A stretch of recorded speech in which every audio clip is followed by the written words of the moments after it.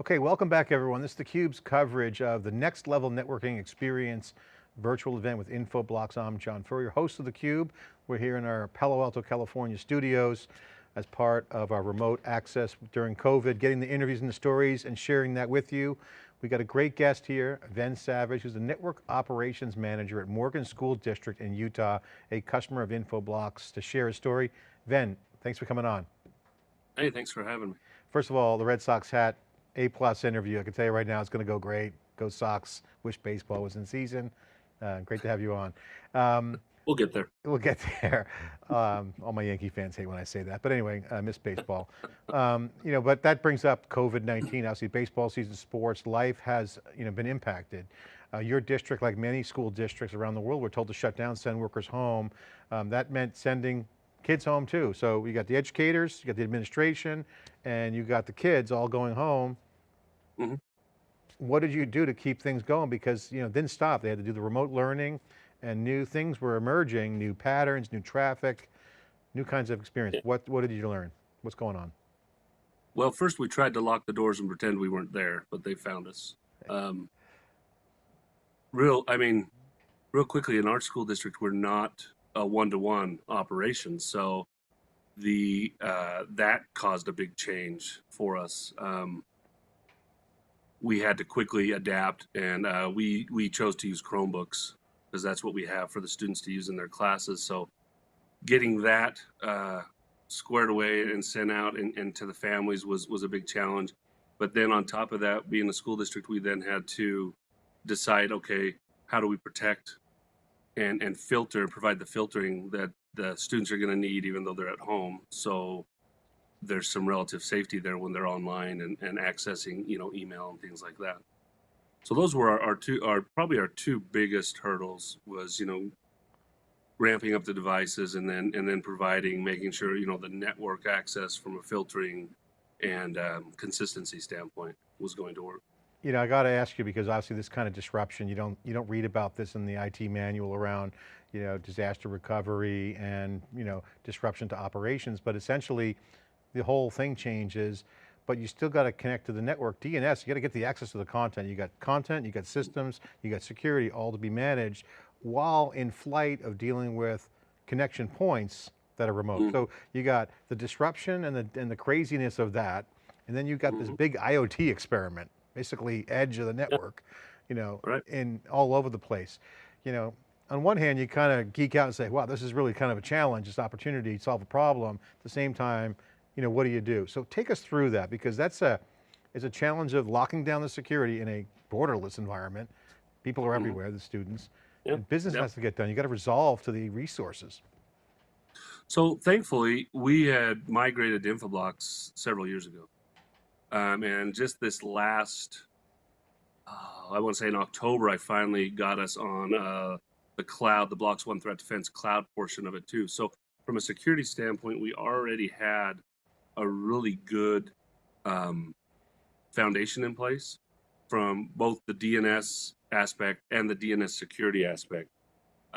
So that was, to be honest, most users it was seamless transition in many regards. Most users didn't even realize they were being, pushed through the Infoblox's cloud DNS server, which was providing security and filtering. So that was a big plus for us because it was less man hours we had to spend, troubleshooting people's DNS resolutions, why sites wouldn't, maybe they weren't being filtered correctly. All of that was, to be honest, perfect.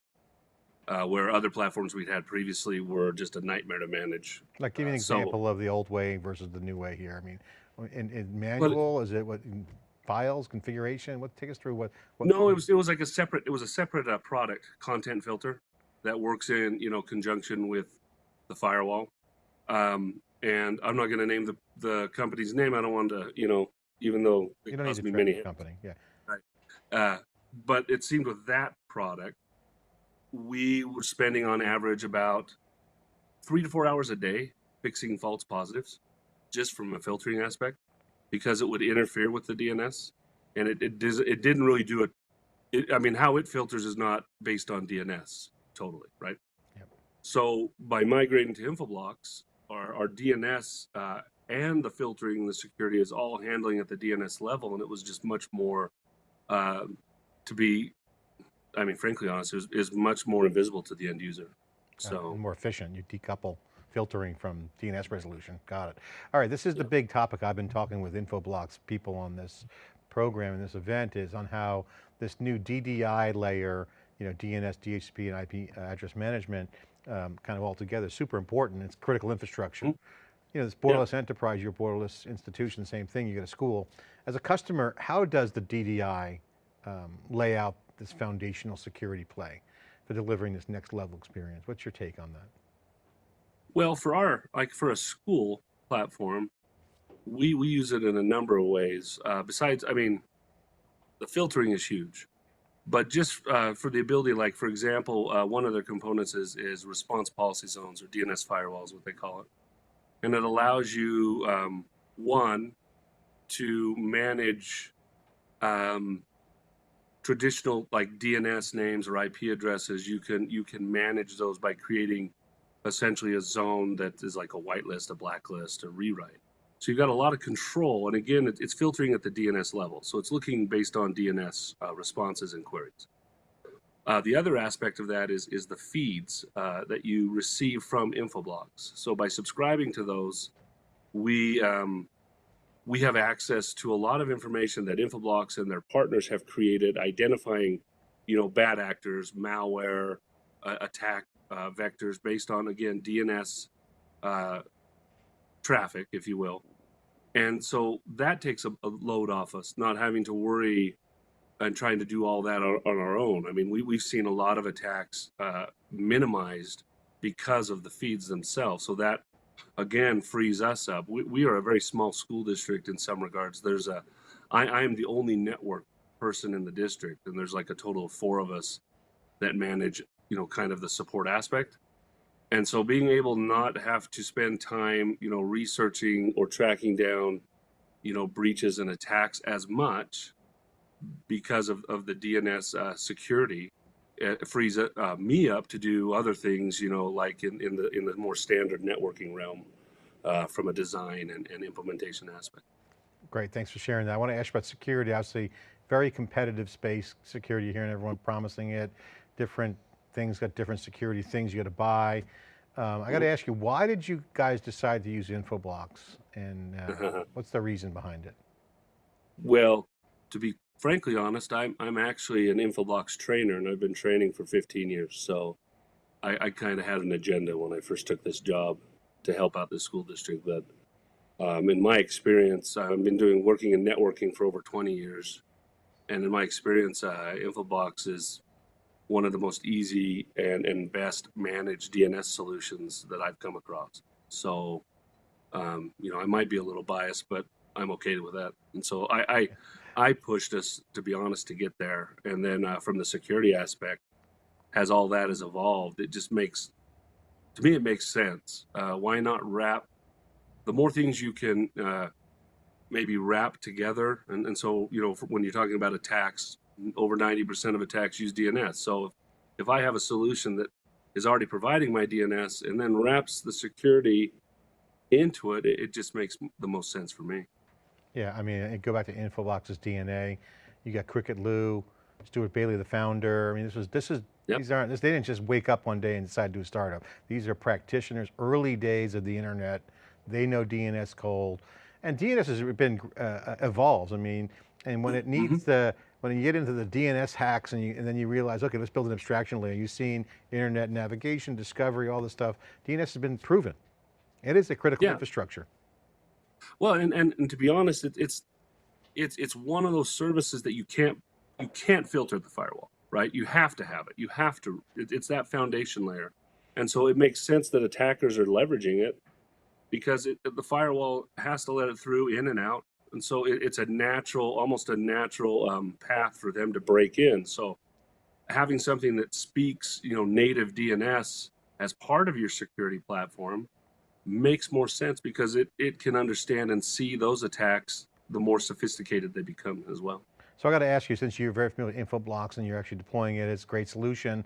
They got this new DDI layer, which is an abstraction, is always a great evolution. Take away complexity, add more functionality. Cloud, certainly cloud natives everywhere, and that's what it fits for.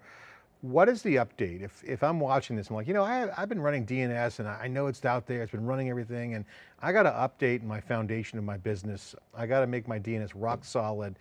What's the new update? What's Infoblox doing now? I know they got DNS chops. Seen that, done it.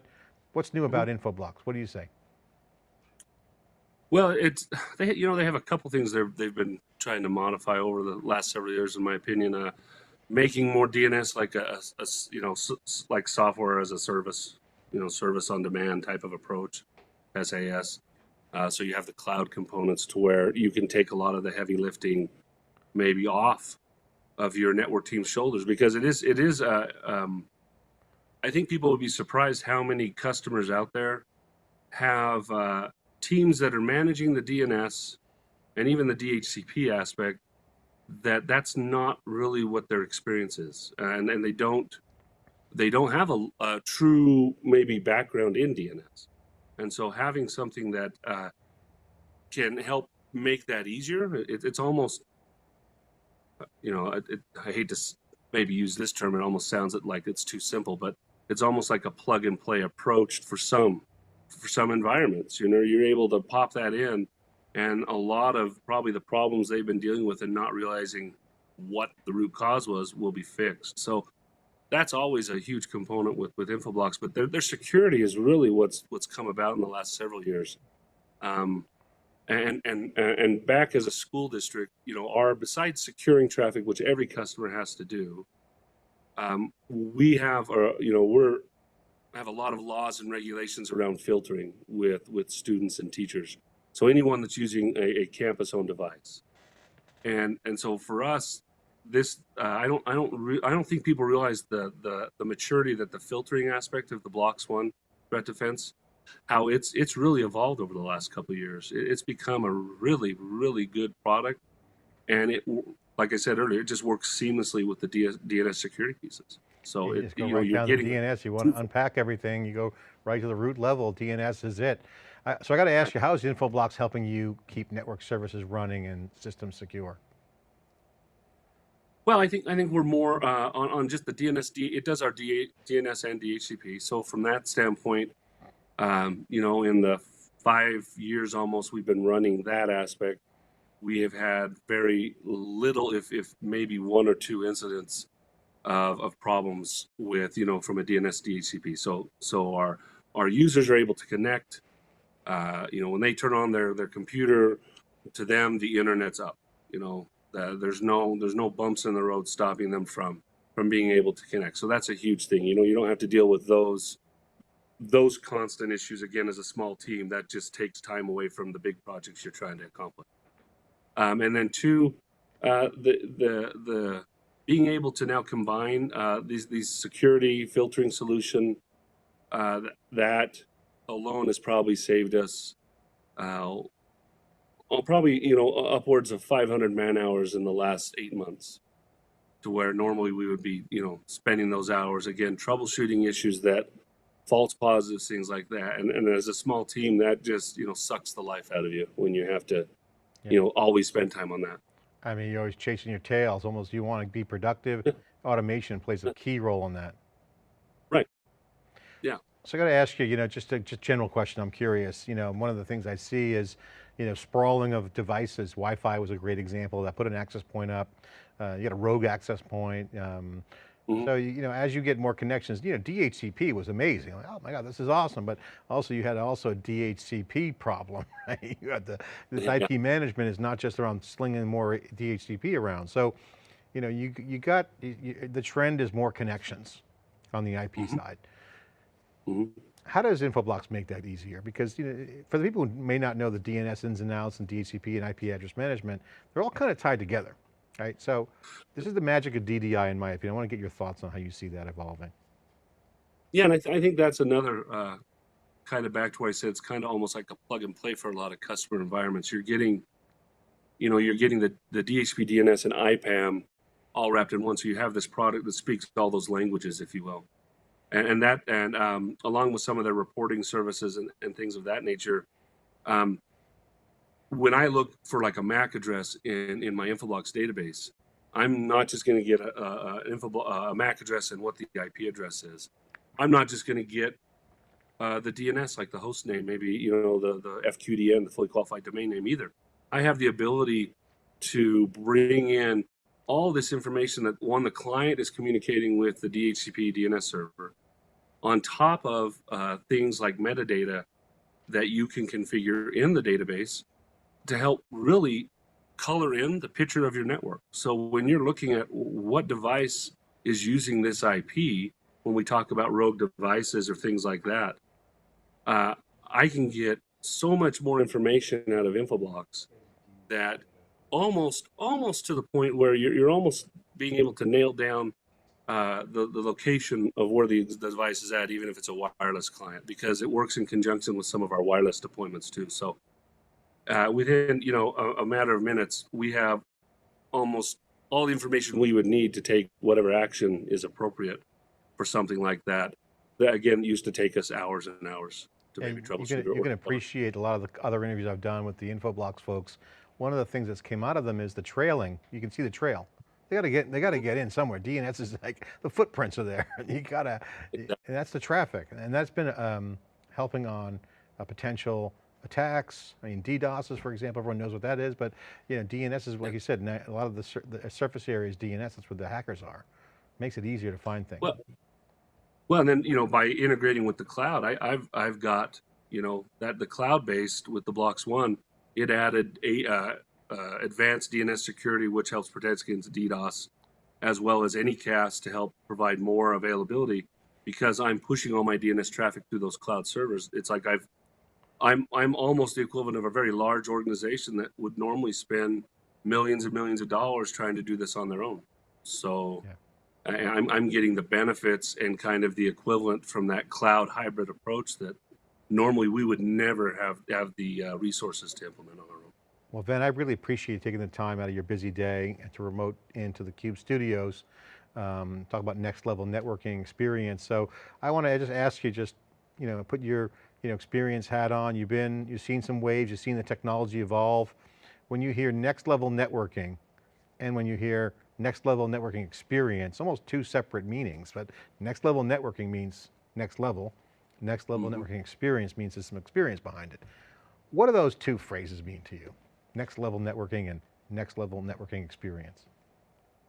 Well, I think to me, I always look at it as the evolution of being able to have a user experience that's consistent no matter where you're located, whether you're home or in your office, and especially within today's environment. We have to be able to provide that consistent experience, but I think where a lot of people may not think about or might overlook, if you're just more of an end user, is along with that experience, it has to be a consistent security approach. So if I'm an end user, I should be able to have the access, and the security, which filtering all that fun stuff, to not just allow me the connectivity, but to bring me that to keep me secure wherever I'm at. And I think schools, obviously with COVID and the one-to-one that everyone was forced to do, but I think businesses in general, I think that's, years ago, Cisco, when I worked with Cisco, we talked about, the remote user, the mobile user, and how Cisco was kind of leading the way on that. And I think, with the nature of things like this pandemic, I think being able to have your users, again, have that consistent experience no matter where they're at is going to be key. And so that's how I see, when I think of the network evolution, I think that's how it has to go. Well, we appreciate your time, sharing your insights. There's a lot of people are learning that you got to pour the concrete to build the building. DNS is becoming that kind of critical infrastructure. But final question for you, while I got you here, how you doing? Obviously, schools looks like they're going to have some either fully virtual for the next semester or some sort of timed or set schedule. There's all kinds of different approaches. at the end of the day, it still is this big IoT experiment from a traffic standpoint. So, new expectations create new solutions. What do you see on the horizon? What challenges do you see as you ride this wave? Because you got to hold down the fort there at school district for 3,000 students, and you got the administration and the faculty. So, what are you expecting, and what do you hope to see evolve, or what do you want to stay away from? What's your opinion? But I think my biggest concern is making sure our students and staff don't run into trouble. And I say that more from by being being exposed to attacks, their data, which ultimately comes back to our data as a district, but the student data. I think with anything, kids are very vulnerable. Very vulnerable targets for many reasons. They're quick to use technology. They're quick to use like social media, things like that. But they are probably the first ones who security does not cross their mind. So I think my big concern is, as we're moving this, a hybrid approach where kids can be in school or they're going to be at home. Maybe they'll change throughout the days of the week. It'll fluctuate. Keeping them secure, protecting them from themselves, maybe in a way. If I have to be the guy who's kind of the grumpy old dad looked at, yeah. I'm okay with wearing that hat. But I think that's my biggest concern is providing that type of stability and security, so parents at the end of the day can be have more peace of mind that their kids are online even more.